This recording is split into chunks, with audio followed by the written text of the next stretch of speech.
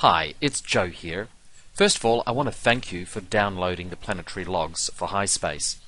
This is a fairly new concept for us in that it's a very large multi-layered Adobe PDF file.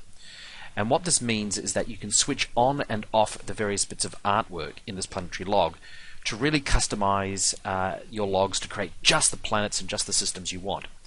And this quick video is going to show you how to use it. So what you do is you obviously double click on your PDF file here. Now you do need to make sure that you've got a PDF reader that can handle layers. I'm using actually Adobe Acrobat here, but there are plenty of other readers that handle layers. When it first opens up, in most readers it will open up with a fairly Earth-like planet here and a single moon. The document itself consists of actually just two pages. This page, which gives you lines that you can print out and write on, and the second page, which actually gives you editable fields, so you can actually edit all of the information that you want in these fields, as you can see there. To change the artwork, you're going to work with layers, and in Adobe the layers are this icon here. You open up the layers and you'll see there's lots and lots of groups of layers. There's a couple of hundred layers here. It's very large. I'll go through each of them. The first layer is the base layer. Do not touch that. Basically, the base layer gives you all of these areas here, which are pretty much mandatory if you want to have a planetary log. You've also got comp overlays. Now, these are special effects, computer effects overlays, and by default, the matrix is turned on, which is this little green sort of grid here. Now, to turn that off, you simply click there. As you can see, it's disappeared. Maybe we want a red spot on our planet, or you can give it a very soft ring, a whiter focus ring. You can also put a white grid on there. Anyway, you've got a whole bunch of things, moon spots and so forth. So you can turn those off and on. I'm going to turn the matrix back on. And then you've got moons 5 through to 1. Now the moons are going to be placed along here, and what I'll do is I'll start in reverse order with moon number 5. Let's turn on this one. You see, just clicking here turns on a little moon. I don't like that moon. I might try for this one here. There we go. We've got our little moon there. I will come down now to moon number 4 and we'll turn this one on. And see, it's a slightly larger moon. I'm going to come down to moon number 3. I'll turn this on. It's a little bit too similar to the previous one. Oops. Find one that's going to look good for us. Let's go for number 6. There we go. That's quite different and distinct. And again for moon number 2, which is obviously this big spot in here. There we go. We'll have a very strange looking heavy lead planet moon there. And moon number 1, which is automatically switched on by default, I'm going to turn that off and I'm going to replace it with a different moon. So there you go, 5 moons.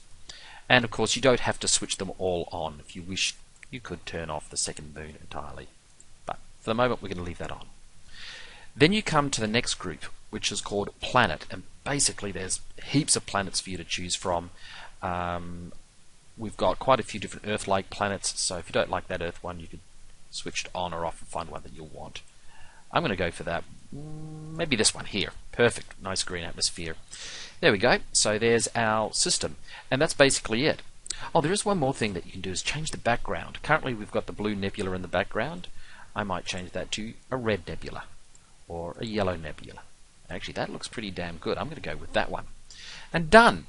Now, once you've designed your planetary system, you can either print it off, just using the printer function, and you can choose to print off, if you're just going to have something that you wanted to write on with pen and paper, you just print off this one page, this front page here. Or you go to the second page and you can manually fill in the system name, the designations, and all the other information about that. You literally just type it in. Very easy. And that's it. Now, it is a very large file, so clearly if you want to generate system maps for use at the gaming table in an electronic form, the easiest thing to do is actually to print it as a PDF file, and that flattens everything down and makes the size much smaller. There's my print function. And rather than printing to my physical printer, I am going to print to the Adobe PDF. And then I'm going to print just pages 1. In this case, 1 copy, print. It'll ask me where I want to save this, and I might call this Denby 5.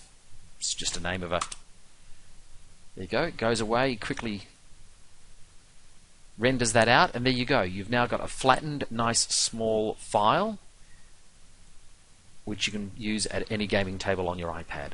And that's it. So it's incredibly easy to use. It gives you a great deal of flexibility. With this, you've really got an unlimited number of systems that you can generate. So have fun with it. Thank you very much for listening, and we hope to keep giving you great high-space products. Bye.